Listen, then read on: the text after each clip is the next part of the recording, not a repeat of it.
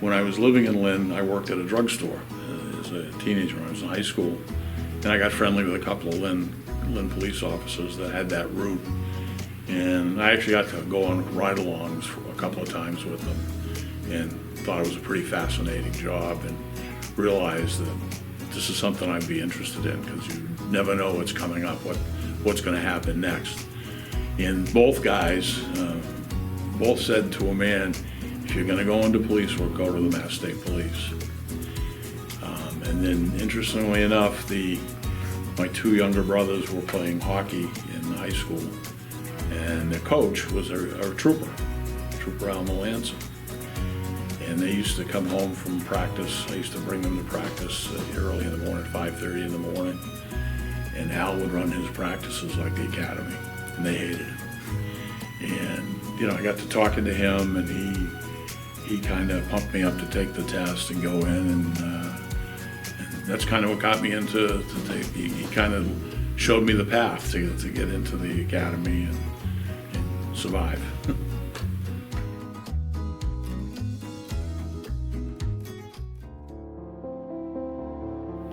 But my worst day on the job was the day our helicopter crashed in Cambridge.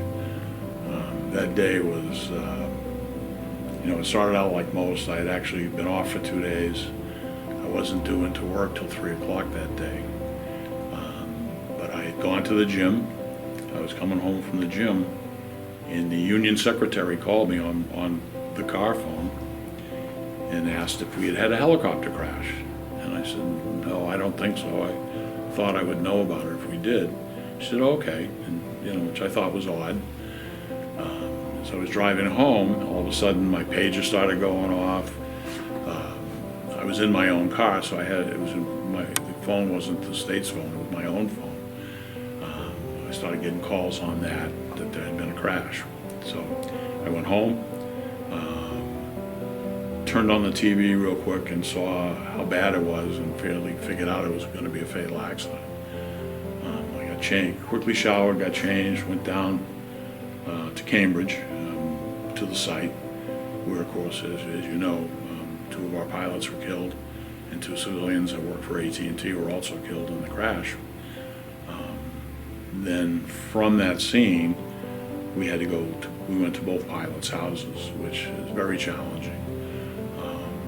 We were a small unit, we were an 8-man unit. Just to lose 2 of them like that was horrible, it was awful. One of the pilots lived in Salem, and one lived in Sandwich, so we went to both places. It was a very long day, and morphed into a very long week, but it was a very sad time, very sad.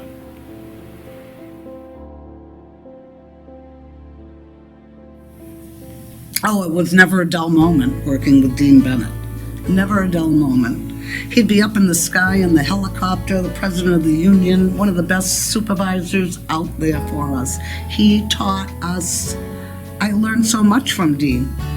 And Jerry Tully, the likes of Jerry Tully, they seemed to be always around. I was predominantly A troop, but they were always around. Dean he'd take you by the hand and lead you, teach you. The union job, I was new, guided you. We were very lucky to have the likes of Dean Bennett and so many others just like him. First of all, I think this is a great project.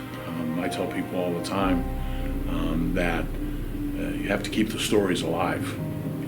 People can look around the museum and see the old, the new, how we've advanced, but there's a ton of stories that go along with it. Some good, some bad, some tragic, but that's us, that's the history, that's where we've been. I think it's very important that everyone knows that they always tell their stories. I always tell people that don't let the legends die, and we've had many legends on this job, and some of the funniest stories you'll ever hear are about the legends on the job, and we should keep that. And I think it's very important.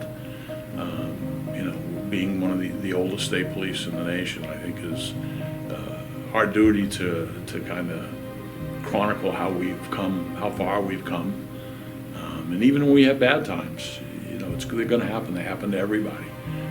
how we overcame what we did. And again, that's going to be another story to tell. And I think it's very, but just to know that there is a human side to the job, and the only way you can do that is tell where we've been.